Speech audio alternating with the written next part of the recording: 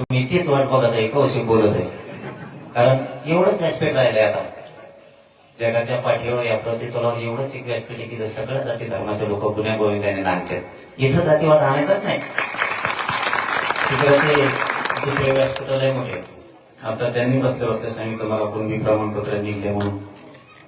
अर्ध गाव निघालं का? अर्ध कोण म्हणलं मग शेंगा आणि जाऊ नका बरं जाऊ. हो ना मग आज जेव्हा मागं पुढं होतो कस काय अर्धे राहिले पुरे गेले पाहिजेत. ते जातीवाद नाही. आरक्षण हे जातीवाद नाही. गरिबाच्या लेकराला धर्म काय सांगतो? जिथं अन्याय अत्याचार होईल तिथं धर्म उभा राहतो. देव धर्म सुद्धा आपल्याला तेच सांगते की अन्याय अत्याचार सहन नाही करायचा. जनाच्या कल्याणासाठी सप्ताह मोठमोठाले यज्ञ होत आहेत. मग जनाच्या कल्याणासाठीच आरक्षण. तो जातीवाद नाही. जातीवाद कशाला म्हणायचं? या जातीला त्या जातीच्या अंगावर जायचं आणि कापाकापी करायची. रक्तपात झाल्यावर जातीवाद म्हणायचं.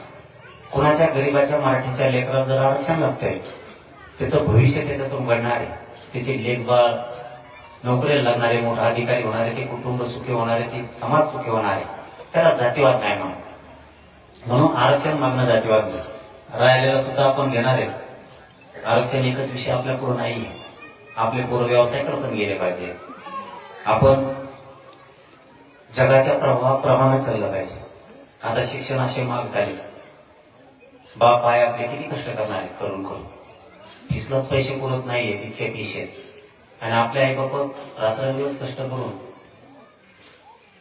आपले लेकरं बाळ नोकरी लागले पाहिजे सुखी समाधानी राहिले पाहिजे त्याच्यासाठी कष्ट करतात. आणि लेकराला जर 5-10 रुपये कमी पडले ना तर आपल्या माई बापा आपल्याला माई सुद्धा नसते 50 लोकांच्या दार झिजवते 10-20 हजारासाठी पण आपल्याला कमी पडू देत नाही.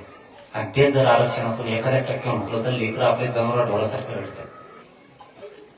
त्याचा 1% नंबर होतो. विचारू बघा ज्याचे पोरं पोरी शिकतात ना त्यांना फक्त लेकरा जवळ घेऊन बसायला आणि विचारा आरक्षणाची काय गरज आहे. तुम्हाला ते लेकरं सांगते ना आरक्षणाची काय किंमत आहे. तुमची जमीन जी आहे ना जेवढी प्रॉपर्टी आहे तितक्याच ताकदीचा ते कागद आहे आरक्षणाचा. तुमचं कुटुंबच आनंदी सुखी करणार आहे.